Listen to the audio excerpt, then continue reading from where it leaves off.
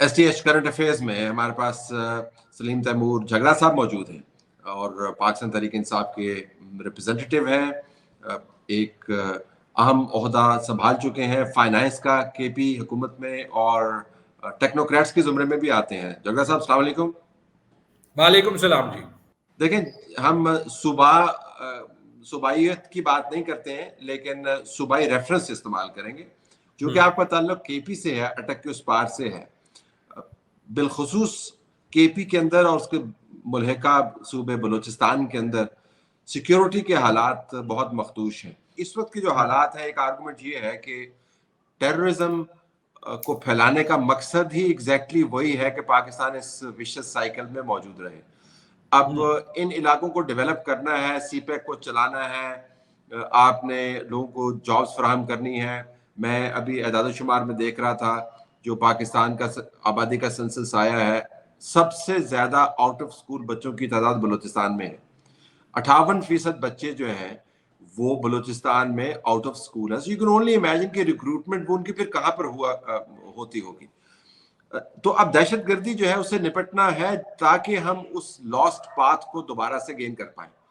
تو ان دا مین وائل کیا کریں، مطلب دہشت گردی کو کس طریقے سے ٹیکل کریں، گیون دا فیکٹ کہ ہم اس چیز پر بھی اگری نہیں کر پاتے کہ سپریم کورٹ کے اندر جو جج صاحبان ہیں وہ واقعتاً آئین کی تابع چل رہے ہیں، اپنی تشریح کرتے ہیں یا نہیں چل رہے ہیں، یعنی اتنی پر بھی ہم نہیں اتفاق رائے ڈیولپ کر پا رہے ہیں اس وقت۔ آپ کی بات ٹھیک ہے، ہمارے بہت سے ڈفرینسز آف اوپینین ہوں گے، لیکن اگر آپ ان سوسائٹیز کو دیکھ لیں جو کہ ایسے کرائسس پار کر دیتی ہیں، تو دے الٹیمیٹلی ٹرسٹ دیئر سسٹمز۔ شاید سسٹم کے ہر فیصلے سے ہر کوئی اتفاق نہ کرے، لیکن there are rules that no one violates.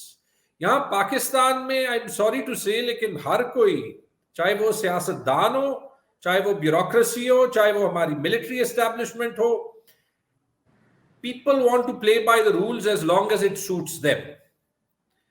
اور اس کا نقصان یہ ہوتا ہے دیٹ نو ون، کوئی بھی یہ ٹرسٹ نہیں کر سکتا کہ جو پالیسیز ہیں، جو رولز ہیں، جو قانون ہے، جو انویسٹمنٹ کلائمیٹ ہے، آگے ہم انویسٹمنٹ کلائمیٹ کی بات کریں گے کہ وہ کتنا کنسسٹنٹ جو ہے وہ رہے گا۔ میں آپ کو 2 جلد مثالیں دے دیتا ہوں۔ میرے خیال میں جب امریکہ میں ٹرمپ کے 4 سال گزرے تھے تو امریکن ڈیموکریٹک سسٹم کو اس سے بڑا کرائسس شاید نہیں پڑا، لیکن they trusted their system with some damage اس سے نکلے۔ اس سے بھی میرے خیال میں زیادہ ریسنٹ مثال وہ یو کے کی ہے، جہاں پہ ایک conservative prime minister Liz Truss 44-45 دن کے لیے آئیں، انہوں نے کوشش کی کہ by spending her way through austerity crisis وہ عوام دوست پالیسیز ایسے طریقے میں امپلیمنٹ کریں جس کو اس نے فنڈ نہیں کیا تھا۔ مارکیٹس ریئیکٹڈ، ہر پارٹی تھرو ہر آؤٹ۔ وہ party is now out of power, بری طرح الیکشن ہار گئے ہیں، لیکن the country is stable, inflation is down, economic growth وہاں پہ شروع ہو گئی ہے۔ We have to trust the system۔ مجھے ایک چیز جو بڑی عجیب لگتی ہے وہ یہ، ہم بار بار چارٹر آف اکانومی یا چارٹر آف ڈیموکریسی کی بات کرتے ہیں۔ میرے نزدیک وہ چارٹر آف اکانومی ہو یا چارٹر آف ڈیموکریسی ہو، وہ پاکستان کا آئین ہے 1973 کا، we can build on it, but بڑی مشکل سے اگری ہوا تھا۔ 50 سال سے fundamentally no one disagrees. وہ بنیادی ڈاکیومنٹ کیوں نہیں ہو سکتا جس کے تحت ہم ملک کو چلائیں؟ جی، اب ہم یہ دیکھ لیتے ہیں کہ انویسٹمنٹ کلائمیٹ جو ہے وہ کیسا ہے ملک بھر میں۔ جو صورتحال ہے وہ تو آپ کے سامنے ہے ہی۔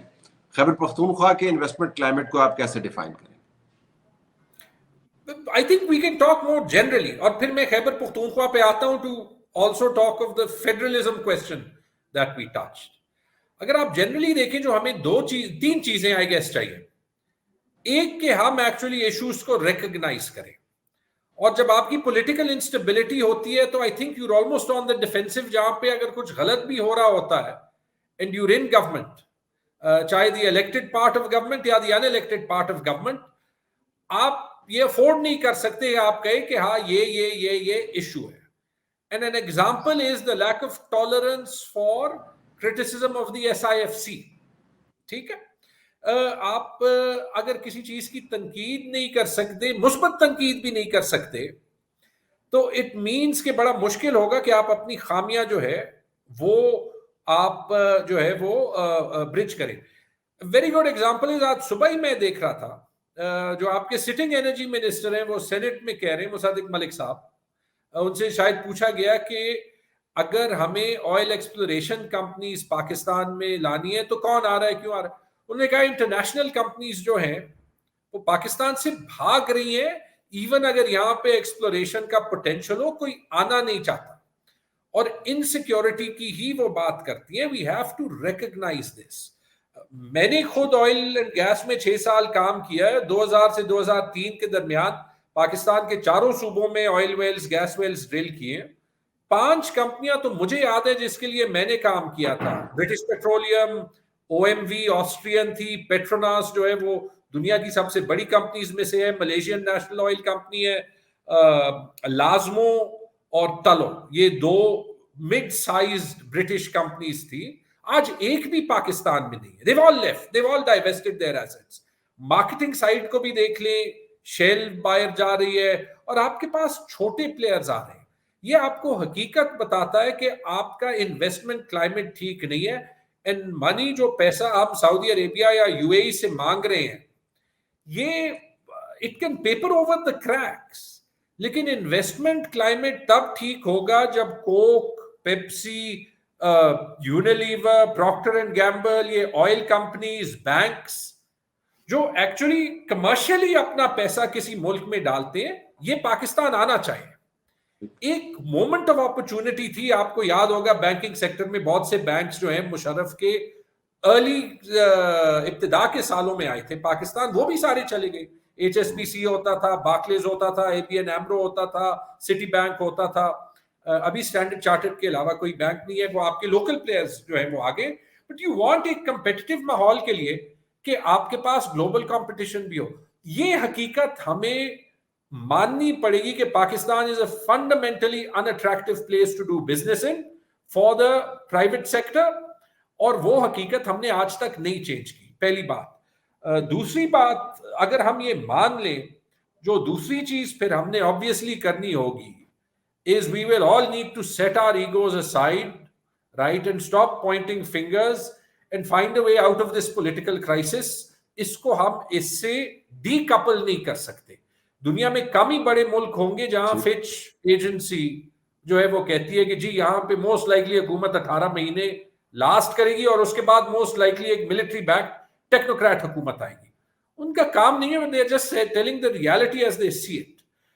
The third thing that we then need to do if these things are in action is کہ ہمیں ایکچولی اس انویسٹمنٹ کلائمیٹ پہ کام کرنا پڑے گا. اور اس کے لیے جو سب سے ضروری چیز ہے وہ ہمیں ایک انوائرمنٹ کریٹ کرنی پڑے گی کہ لوگ اپنا سرمایہ مختلف سیکٹرز میں یہاں پہ ڈالنا چاہیں.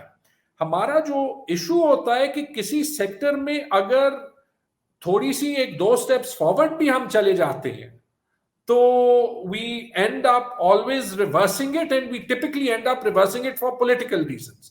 میں آپ کو 2 مثالیں ابھی کے پی سے دیتا ہوں. 2 کام ہم نے ہیلتھ سیکٹر میں کیے تھے.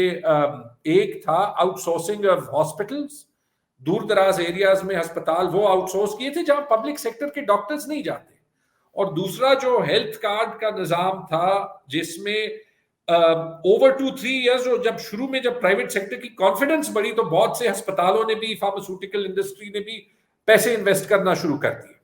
اور جو آپ کی ساری انشورنس انڈسٹری تھی، ہمارے پاس تو اسٹیٹ لائف نے کانٹریکٹ کیا، لیکن جو پرائیویٹ انشورنس انڈسٹری تھی دے ریئلائز کہ یہ بہت بڑا پروگرام ہو سکتا ہے. جب ہماری حکومت گئی جو آؤٹ سورسنگ تھی ہسپتالوں کی وہ وہاں پہ روکی،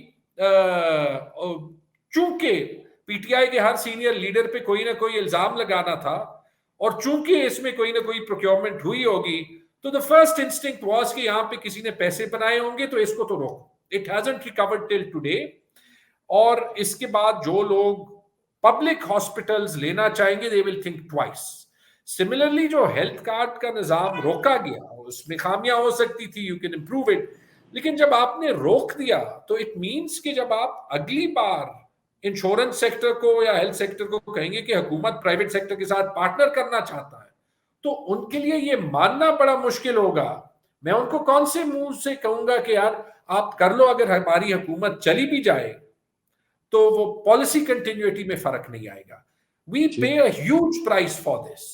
اور آخر میں صرف یہ کہوں گا کہ اگر آپ نے چھوٹے صوبوں میں بھی انویسٹمنٹ کلائمیٹ امپروو کرنا ہے تو obviously ایک آپ نے سیکیورٹی کو دیکھنا ہے, دو جو ان کے نیچرل ایڈوانٹیجز ہیں ان کا کچھ ایڈوانٹیج آپ نے دینا ہے. مثال کے طور میں کراچی میں بندرگاہ ہے تو obviously پاکستان کی اکانومی کا بہت بڑا حصہ کراچی کے تھرو آتا ہے. I would actually argue Karachi should have an even bigger economy than it does if it were well managed.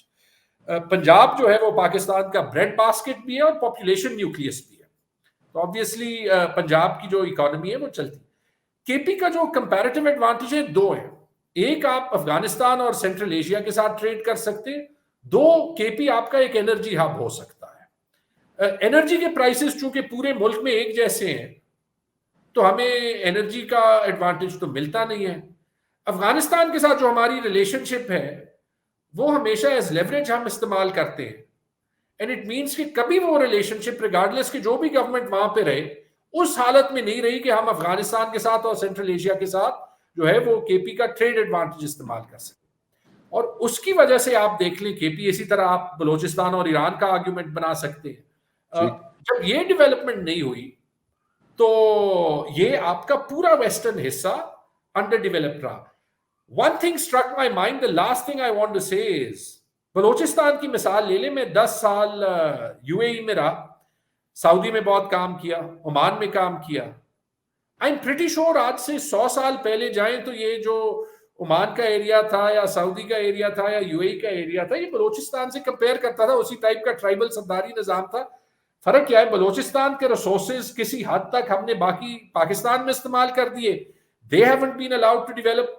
Comparatively جو ریسورس رچ ریجنز ہیں گلف کے, ان کو دیکھ لیں, جو سب سے غریب بھی ہے عمان کی طرح, it has had massive development. بالکل درست کہا آپ نے. آپ کا بہت شکریہ جی, آپ نے ہم سے بات کی اور اپنے ویوز شیئر کیے. Thank you very much. Thank you G.